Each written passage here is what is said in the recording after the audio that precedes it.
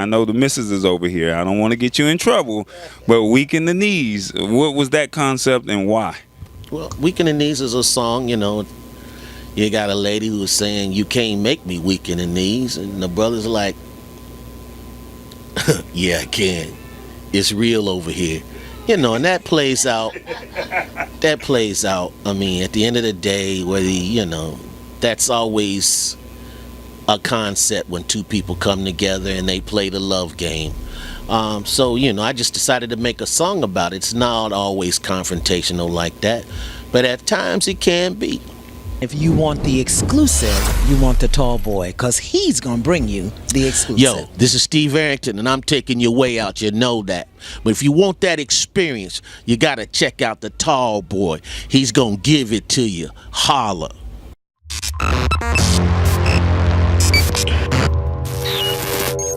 Hey, it's the Tall Boy Experience. We are here 4th of July weekend. We had to come out to the east side, to Lithonia, Georgia, and we're on the bus. That's right, the bus.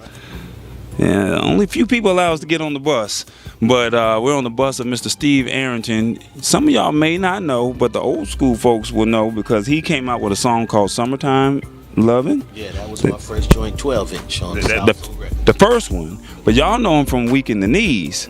But then he got with a popular group called Slave that did Touch of Love and Watching You. And this is the guy right here that made it all happen. That some kids were born, Mr. Steve Arrington. Yo, what it is, Lithonia. How you doing, brother? Hey, I'm doing well, man. Enjoying the music today, 4th of July. Everybody's cranking it up. And, I'll be going on around 7:50.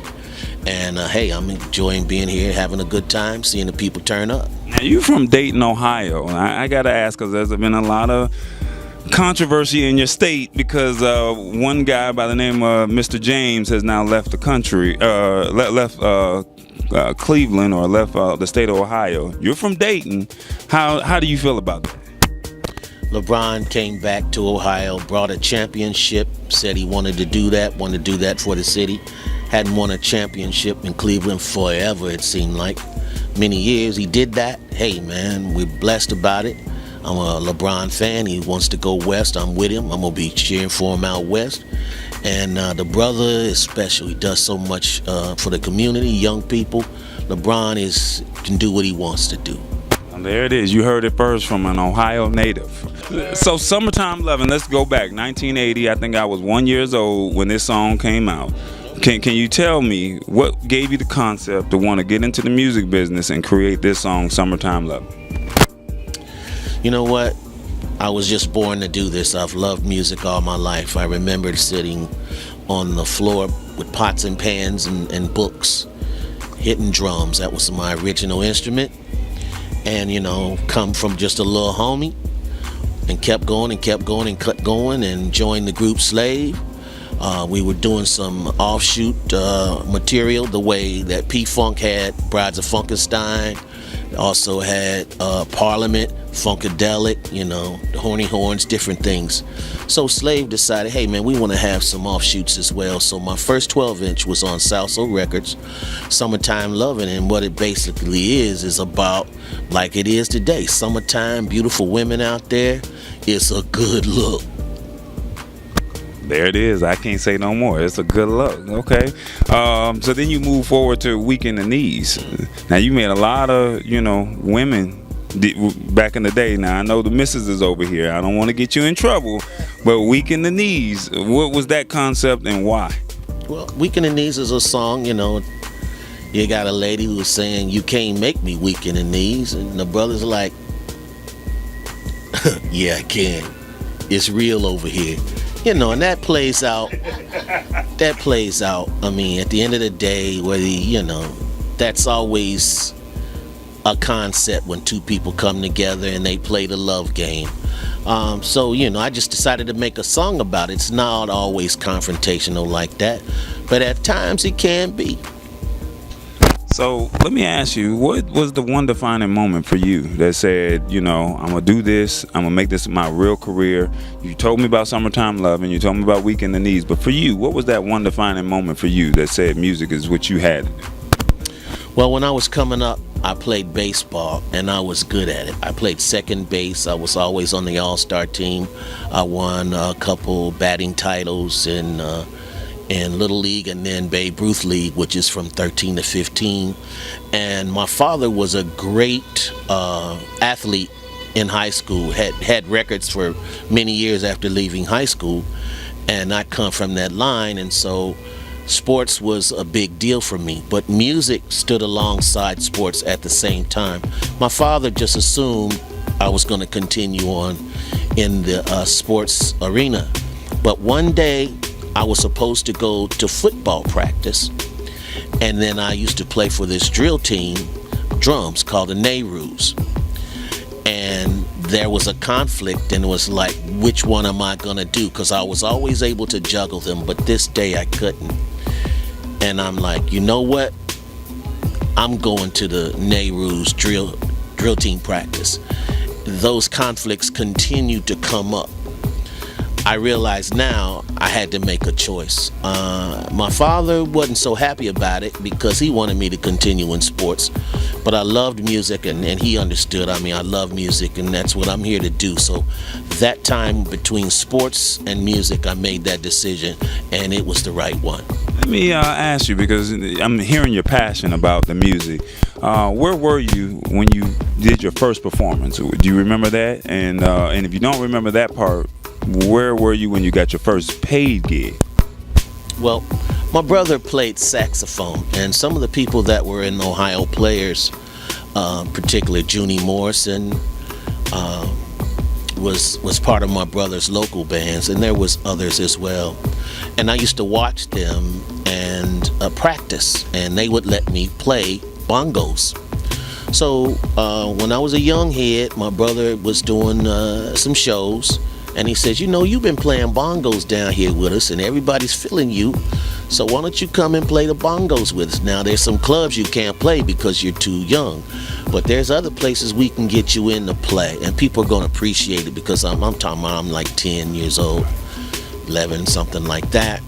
And yeah, that's how it started really going for me. I don't remember the particular show. I do remember the time, though, man. And I remember going back to school. I had crazy juice when I went back to school because now I was playing with much older people and being accepted in that world. And that just developed and developed and developed. And then, you know, people started to know me around Dayton as this drummer. And singing and writing and all of that came later.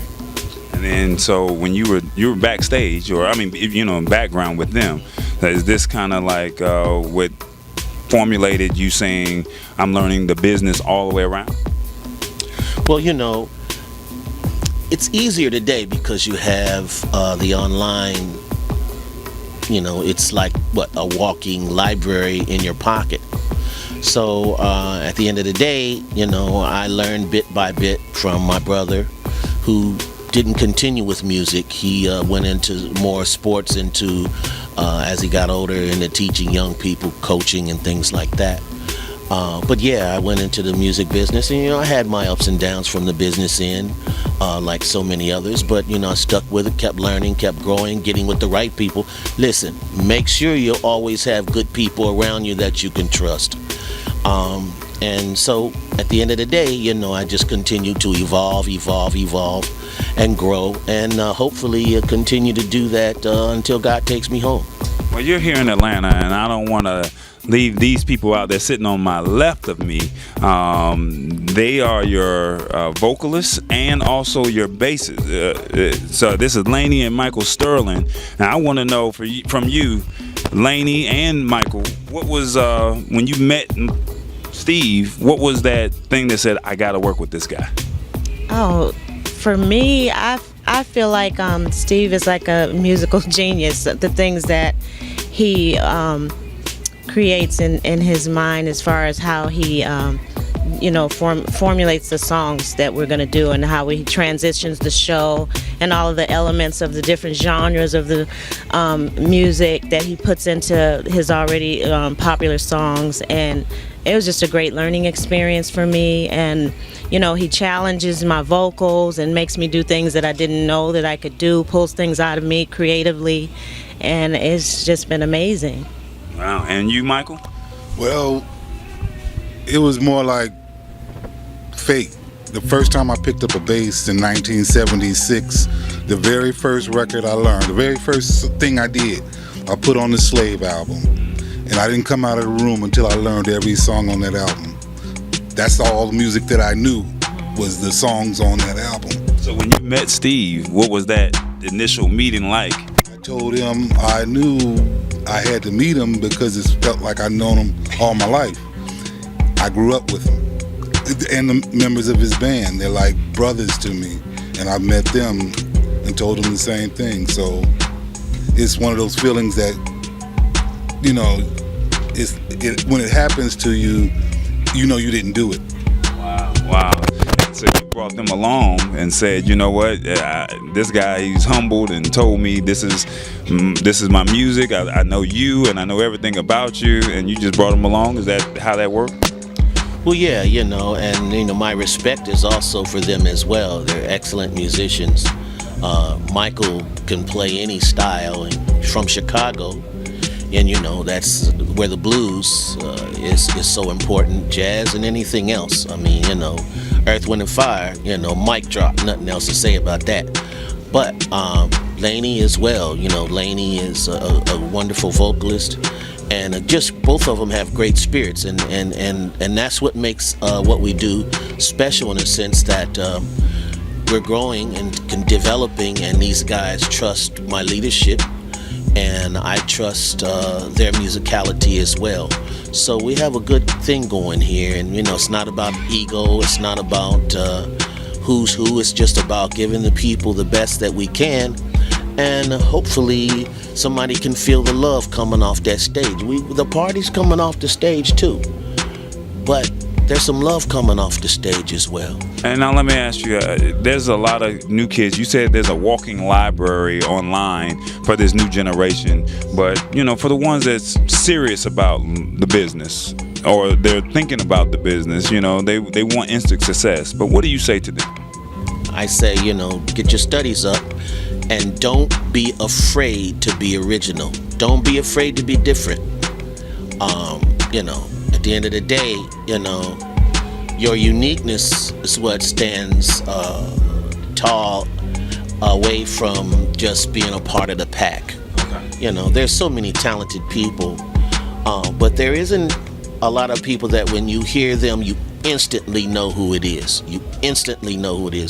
Now, that's one thing. The other thing is, though, but even if you study your craft and perhaps you're not the most recognizable person in the world, we need people who are just excellent at excellence on their instrument and their vocals. So, as much as I say be different, at the same time I say just be you, whatever that is. Be true to yourself, because if you're true to yourself, then that honesty, and then when you do your thing, people believe it. That's what I always say to the band. It's like, do I believe what you playing right now? Do I believe what you singing right now? And I say this to myself as well. So, as I'm saying, don't be afraid to be unique, different, but don't be afraid to just be who you are, whatever that is. And if that is to be a great interpreter, then a great interpreter. We need both. We need the innovators and interpreters. Know, what you do well and go for it and enjoy it. And most of all, tell somebody else how you got there so that you can pass it on. That's what's up. Now, what do you do as Steve? Not the musician, just Steve himself. What do you do for fun? Man, this is hilarious. But I love to drive. I love it. I go for rides. I try to every day, whether it's in the city, whether it's in the country. I love to drive. that relaxes me. I like to go to movies, but driving just relaxes me. I get a chance to think. I can get my mind on different business things, or I can just enjoy God's beauty out there. So that's what I do to relax. And then I love to go to films too. I mean, I've been known to go to 2 or 3 films in the same day. I mean, I get it. It's not one of those bootleg where you pay for the one price ticket and then you go turn around and go, we're gonna go in the other theater now. No, man. I ain't corny like that. But you know what? Hey, I love to go to films, but more than that, I love to drive, man. And I may not remember the best way to get where I'm supposed to go. That's why Leslie is so good. She's like the navigator. I can't get caught up in my joy of my visual. You feel me? Get you down here in the South because it's cold up in Ohio, and you got to fight the snow, the ice banks and all that. You can come down in the summer, the winter. The sun is out. It's called Hotlanta for a reason. Man, you might have something to that, bro. All right, so I'm gonna get you out of here real quick, but you just collaborated with Kumo D, and I think Teddy Riley. Is that correct? Yeah, actually, Teddy Riley did the production. It's a track called "Are You Beautiful." Kumo D is like, "Yo, man, when you jump on this joint with me," I'm like, "Let's get it, bro. Let's get it." Song called "Are You Beautiful" or "Are You Eye Candy?" Are you beautiful or are you just eye candy? So is it out now? Yeah, it's just been released. Okay. Yep. So snatch that up. So we're gonna see you on tour with Kumo D with the old school session. Hey, I don't know what you want to call it, old school, whatever you want to call it, but we doing that. He was in Chicago when we did our last date. Also, I did this joint with George Clinton, his new album Parliament, first one in 38 years, by the way. I did a joint called the Nomos, talking about the Dogons of Africa. If you ain't up on the Dogons, you got to check that out. The Dogons is the ooh-wee. So, they were peering into space long before the Hubble telescope and telling people about Cyrus B stars, and they was looking and they was like, how do y'all know that? And then the Hubble came along and confirmed everything the Dogons was saying. So African tribe, the Dogons, we did a joint about that on Medicaid Fraud Dog, George Clinton, Parliament Funkadelic's new joint. It's a new Parliament album. I'm proud of that. I'm just happy to be able to do what I love to do, bruh. Real talk. That's what's up. Last question for you. Is there one person that you want to say you want to pay homage to that helped you get to where you are today? Got that old wild moment out of it. I'd have to say my 2 brothers, Gary Shaw and Victor Shaw. My brother Gary is because he was always ahead of his time in terms of the styles of music that he would bring home. He would bring home Motown, Atlantic, but he would also bring home the Doors. He would bring home the Beatles. He would bring on music that you wouldn't normally hear in the hood at that time. And so I was open to a lot of different styles of music. He'd bring some classical joints on. I remember he was hipping me to Stravinsky. No, I hipped him to Stravinsky, but he hipped me to Aaron Copland.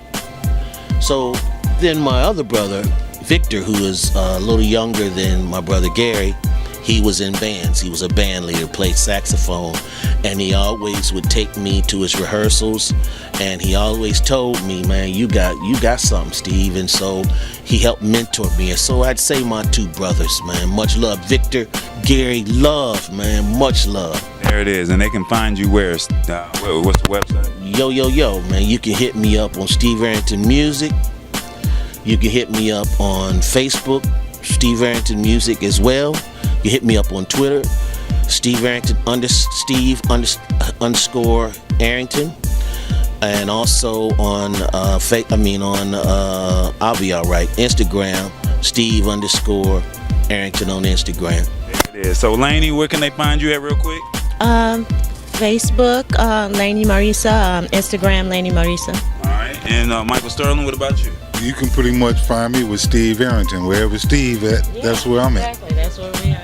Well, that's the Tall Boy experience. We on the bus. I think we may have stayed longer, but he just kicked some knowledge. He laid out some history, and he just gave us a good vibe, man. I appreciate it, man. It's an experience.